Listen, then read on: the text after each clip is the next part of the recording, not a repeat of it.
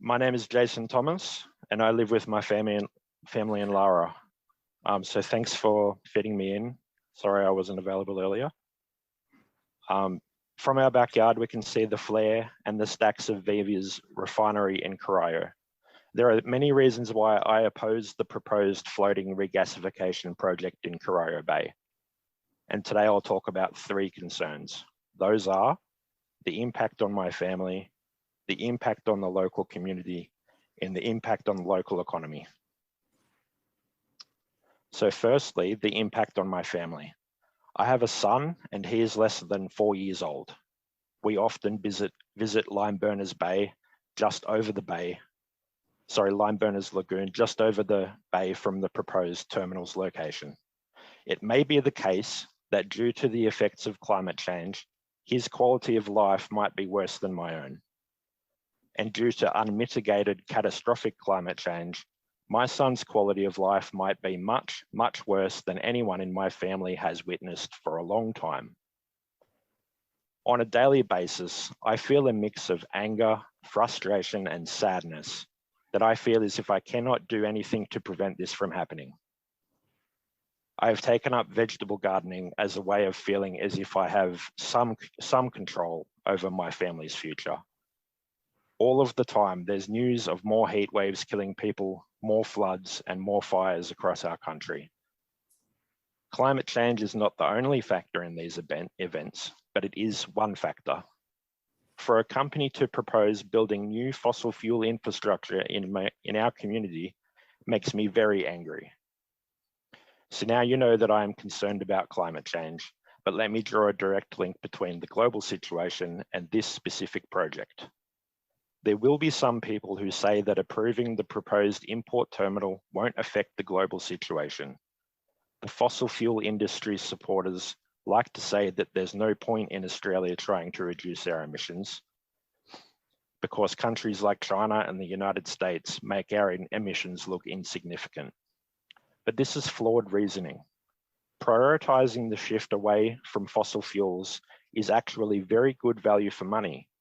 That is because Australia, including the greater area of Geelong, is going to be affected very badly by climate change.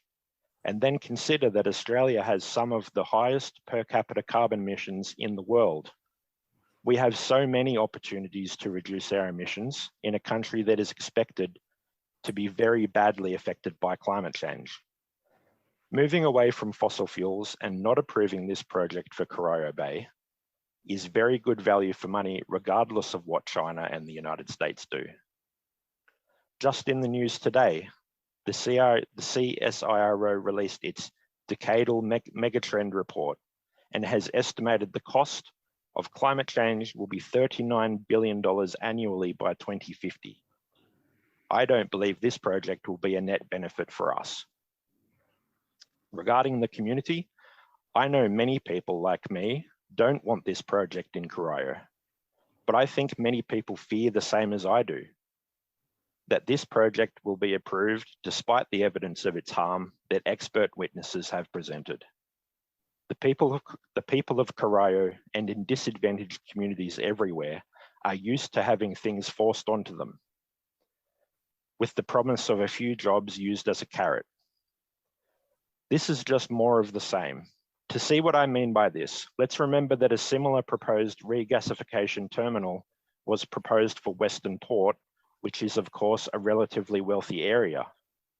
It wasn't good enough for the people of Western Port, but Viva thinks that the people of Corio and the surrounding areas like Lara will be less empowered to stand up for themselves. If this project is approved for Corio Bay, then this pattern of forcing harm onto disadvantaged communities continues. Regarding the economy, I believe that this project will become a stranded asset. No doubt you have already heard from expert witnesses who have said that the Australian government could keep more Australian gas in Australia rather than exporting it internationally. If that happens, then the regasification terminal for Corio Bay won't be needed to import gas from the international market. Regarding demand for gas, there are ways to reduce Victoria's use of gas via electrification. Also consider that the costs of renewable energy are projected to fall further. Given all of these factors, then how could the proposed regasification terminal become anything other than a stranded asset? When that does happen, then it will be left to the taxpayer to clean up as always. And let's consider the impacts of the terminal even when it is running. Geelong has an industrial past, but is now trying to rebrand itself as a coastal tourist destination. How is that going to be possible with a floating regasification unit in the north of Corio Bay? The terminal will be far taller than any other vessel in the bay, including the Spirit of Tasmania, when its terminal is relocated to Geelong. I hope you have understood a few things during my short talk. I hope you have understood my sense of sadness and anger about my son's potentially bleak future, my disgust that a project that wasn't good enough for relatively wealthy people could be forced onto the people of Corio, and my confusion as to how this project stacks up. Have I got enough time to say one more thing? Sure. It looks like okay, so I have time. So let me be very short with just a final thought. Many people my age have decided not to have, many people my age have decided not to have children because the future looks so bleak.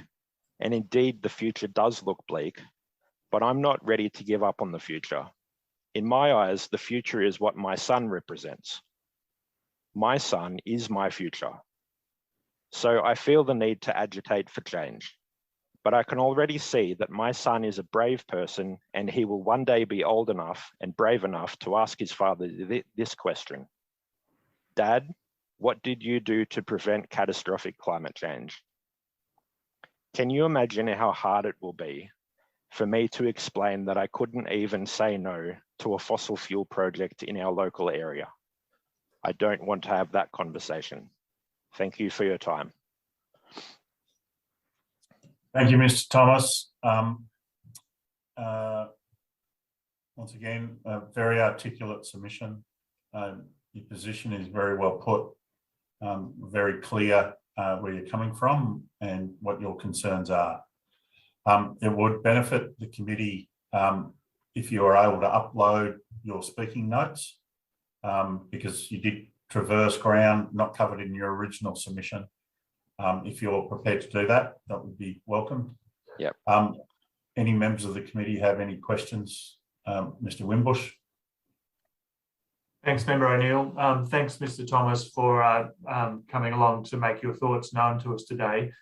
You talked about you can see the flare from where you live in Lara, and I think you're one of our few submitters from Lara who's coming along, so thank you for that.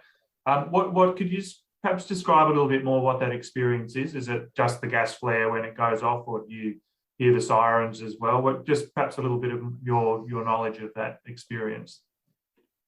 So I can hear, if I go outside and I can hear on a Tuesday morning, I think they have a drill every Tuesday morning at roughly 9 o'clock. I can hear that. That doesn't concern me so much. And the flare is a reminder about how little action our country has taken about climate change so far. But to be clear, I don't want Viva to stop what it currently does in terms of the refinery. My position is I just don't want more fossil fuel infrastructure. I hope that makes sense. Yeah, thank you. That's a very useful addition. Thank you. Okay. Anyone else have any questions? Okay. 4:40. Good afternoon, everyone. We'll see you back here at 10 o'clock tomorrow morning.